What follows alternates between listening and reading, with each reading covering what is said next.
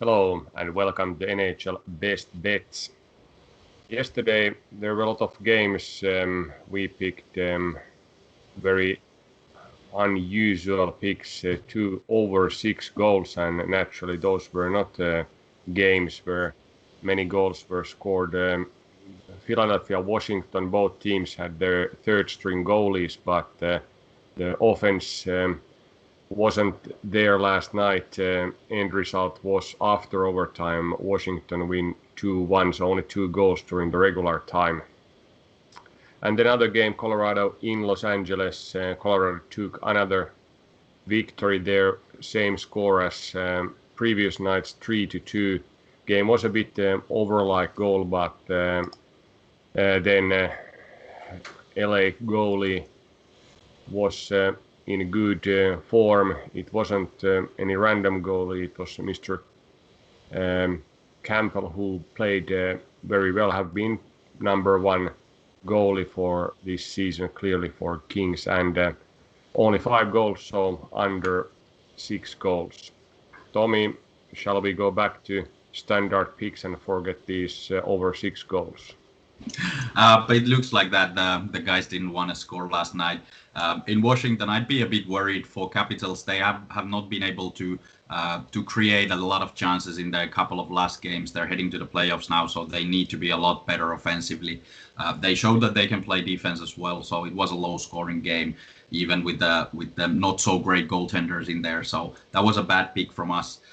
In the other game, I think Campbell was the key for Kings to keeping it down. So he made a couple of saves that just, Peterson in a King's goal. So if there would have been this guy Grosenic, I think it would have been a little bit different game. But Colorado was a lot better team. Could have even scored a couple of more against Peterson as well. But this time Kings managed to keep it down. But I do think this pick was better over than the Capitals game, which of course Capitals were missing a couple of key players, so maybe that shows. But the way they are playing, they do need to score more goals in the playoffs. They can't go this sort of turtle defense, like we say in Finnish. So a little bit bad pick the Capitals game, but this Kings game I would make again the same pick. And overall there were 8 overs last night, and I think 6 under, so it was quite even this time as many nights it has been, but now we failed to pick the right games. Yeah, the machine was this time better than us, at least. If not very great results were not taken from there, but one topic that we've discussed in the past that was decided last night. Nashville took 3-1 victory against Carolina and secured the last playoff spot in Discovery Central Division. Yeah, well deserved from Nashville. They played really well. Juuse Saros in goal, man of the match again. Carolina didn't have much to play for, so that of course affects it a little bit. But Nashville played the way that they are capable of winning games. They played really solid defensively and then hit back when they had a chance. So a good performance from Nashville. And a good hunt for the playoffs, and now they've secured it. So maybe, I don't know if they have games left, but if they do, they might give a chance to Pekka Rinne to start a game in the goal and just take it easy for a couple of games. It's been a tough stretch for them. They have been playing with the knife on their throat for a long time. So now it's time to ease up a bit before the playoffs start. Yeah, ease up a bit for one game, because they have one game against Carolina at home, and then they'll start playoffs against them again. So it's little rest is good rest. So yeah. So then other pair that plays in Central Division, Tampa against Florida. This time Florida took a convincing 5-1 victory there, and Alex Wennberg was the guy. He scored hat-trick in the game. Do you think this was typical Tampa performance? Nothing on stake on the game, so you don't need to play so well. It was a little bit like that, but I think Florida took them a little bit by surprise as well. Florida was very active and played a little bit different than they usually have. So it was a good show from the Panthers to show that they are capable of beating Tampa Bay.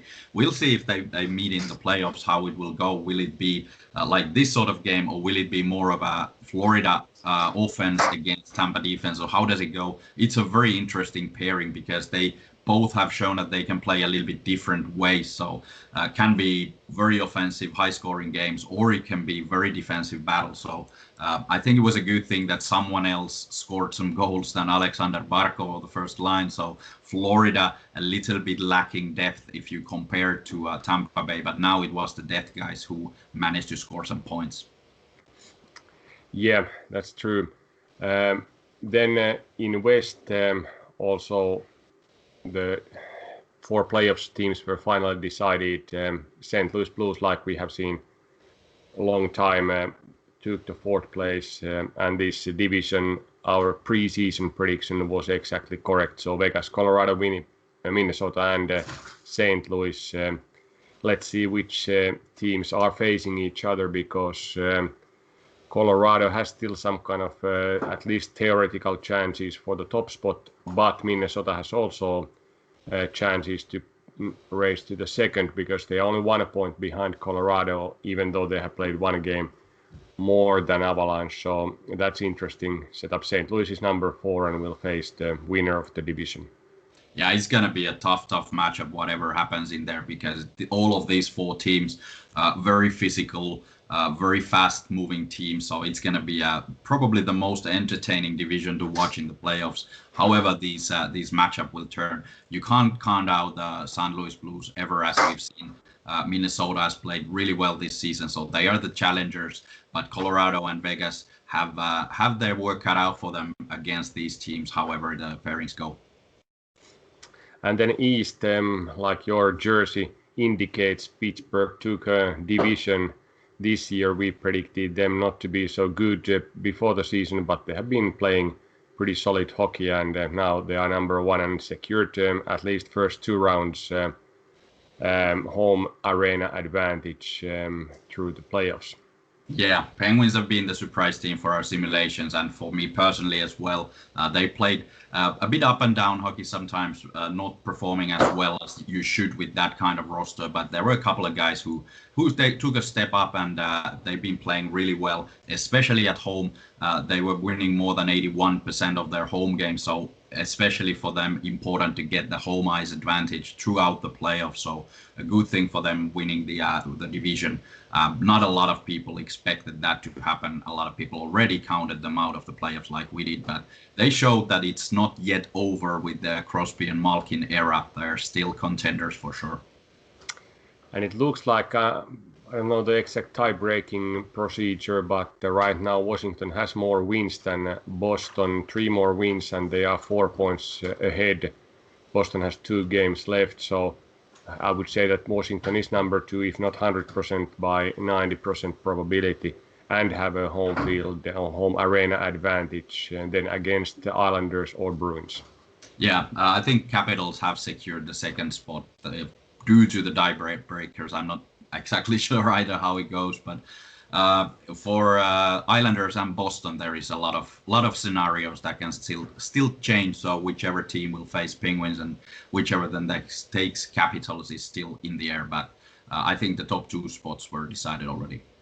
Okay, Boston has 2 games left. They are playing these last 2 games, 1 against Islanders and 2nd against Washington. So first game in Islanders basically decides which team will be number 3 and which then will face Pittsburgh on the road in first round. Yeah, whoever gets Boston Bruins will be unhappy, because I think from these 2 teams, Boston is the one that has a bigger chance of upsetting either Pittsburgh or Washington. Islanders have been a bit down as of late, but you never know what's going to happen with Barry Trotz and the play of hockey. Yeah, I think the trade between Islanders and Devils when Palmieri and Sajak moved to Islanders wasn't any kind of good, or hasn't been so far. Their performance have been dropping quite a bit since then. Yeah, you would have thought that when they added a little bit of depth to their quite shallow lineup, it would have been a good thing. But maybe it's not do these guys, but do some other things. But it seems that this mixed up a little bit, and Islanders have not been performing as well as they did early in the season. Tonight there's only 2 games. Dallas goes to Chicago, and Ottawa continues their road trip in Calgary Saddledome. We have 2 picks here. Like I said, Dallas has already ousted from playoffs. Nashville took the last spot, and Dallas don't have too much to play tonight. Neither have Chicago, but odds with 100 plus 160, with more or less 50-50 game here. Pretty equal teams provide good value for home team. And then Ottawa, Calgary. Both teams have been solid in defense recently, have been winning quite a few games, and Calgary has still some kind of theoretical chances for the playoffs, but of course that requires all the stars to be aligned to the right direction. Senators have won last 3 games. Flames have lost the last 2 and have been able to score 1 goal in those 2 games. So we expect a low-scoring game and under 5.5 goals. Very good odds, plus 114. Yeah, very easy picks this time. Only 2 games, and the best selections, of course, made by us from these options that we have at hand.